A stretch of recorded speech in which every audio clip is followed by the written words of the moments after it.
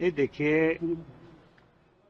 अब जो election mode में आ चुके हैं और जिस ढंग से जिस सिनेरियो को देखा जा रहा है, कांग्रेस तो सेटल्ड है। असली विद्रोह तो भारतीय जनता पार्टी के अंदर चल रहा है, क्योंकि जो इलेक्शन है वो तो कांग्रेस पार्टी और बागी कांग्रेस उनमें इलेक्शन हो रहा है।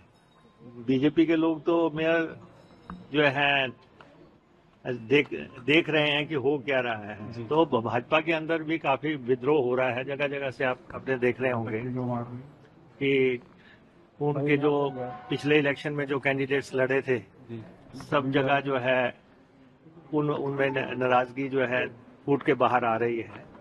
तो खेल तो अब शुरू हुआ है, जिसको कहते हैं कि जो कहते हैं ना कि खेला होना है वो तो अब होना है, क्योंकि हमारी सरकार को तो किसी ढंग से कोई खतरा नहीं है। ये तो स्पष्ट है कि गवर्नमेंट को कोई थ्रेट नहीं है, क्योंकि हमारे इस समय भी 34 एमएलएज हैं और अगर 68 का हाउस भी देखें तो उसमें 35 मार्क पे गवर्नमेंट स्टेबल होती है। तो हमें तो एक आदमी चाहिए होगा अगर 68 का हाउस हो, तो उनको जो है वो अब 25 हैं, उनको 35 करने के लिए 10 चाहिए, तो कोई मैच ही नहीं है। और अब जो इलेक्शन होगा और जिन इश्यूज पे हो रहा है वो अगर आप देखें तो जैसे ही, हालांकि विपक्ष के नेता ये कहते हैं कि 4 जून को जो है उनकी सरकार बनेगी, वो बताएं कि कौन से आंकड़े में उनकी सरकार बनती है। कोई आंकड़ा नहीं है आज की डेट में। अगर 6 को बाहर किया तो 62 के आंकड़े पे आप देख लें, 62 में भी हमारे 34 हैं और उनके बागियों को भी बीच में डाल के वो 28 बनते हैं। अगर बागी जो इंडिपेंडेंट्स हैं, अगर उनको भी हटा दिया जाए, अगर उनका भी चुनाव हो जाए, तब वो 25 हैं और हम 34 हैं। कहा जा रहा है कि और भी कुछ विधायक हैं उनके संपर्क में, ऐसा भी कहा जा रहा है। और जो ऐसा है जो हो गया सो हो गया।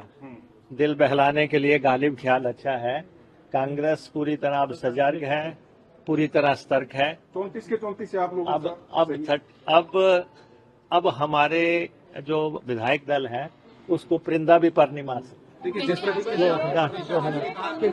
मसला है वो बड़ा होता जा रहा है। आज जिस तरह से विरोध प्रदर्शन बीजेपी ने किया है उसको किस तरह से देखते हैं? आपको लगता है कि गलती कांग्रेस की तरफ से भी हुई है, खासतौर पे जिस तरह से वो ट्वीट किया गया था या ऐसा है कि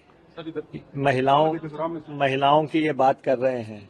जब हम हिमाचल प्रदेश की महिलाओं को 1500 रुपया दे रहे हैं, जब हम उसकी नोटिफिकेशन करते हैं, जब हम पैसा डालने लगते हैं, तो जयराम ठाकुर और उनकी पूरी Bharatiya Janata party election commission के दरबार चली जाती है कि महिलाओं को ये पैसा ना दिया जाए।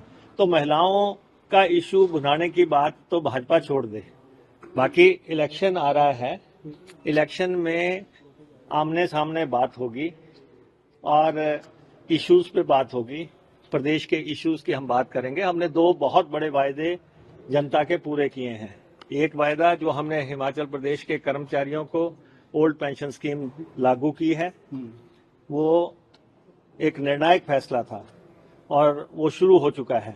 दूसरा, हिमाचल प्रदेश की महिलाओं से किया हुआ वायदा 1500 रुपए देने का, वो हमने जो है लागू कर दिया है। पर कंगना वाले मामले पे क्या कांग्रेस बैकफुट पे है? नहीं, ऐसा है कि कंगना जी अभी आ रही हैं, हिमाचल प्रदेश की धरती पे अभी उन्होंने पांव रखना है। उससे पहले ही भारतीय जनता पार्टी अति उत्साह में बात कर रही है, जबकि धरातल की सच्चाइयां अलग हैं। इलेक्शन 4 लोकसभा सीटों का हो रहा है और 6 विधानसभा सीटें हैं और बड़ी हद 9 भी हो सकती हैं। तो विधानसभा का जो उन्होंने अंकगणित लगाया था वो उनका सारा उल्ट पड़ चुका है, ये हकीकत है। और 4 जून को जिस दिन नतीजे आएंगे हिमाचल प्रदेश की कांग्रेस सरकार स्थिरता हासिल कर जाएगी। कंगना वाले मामले पे जिस तरह से कह रही है कि मैं चुनाव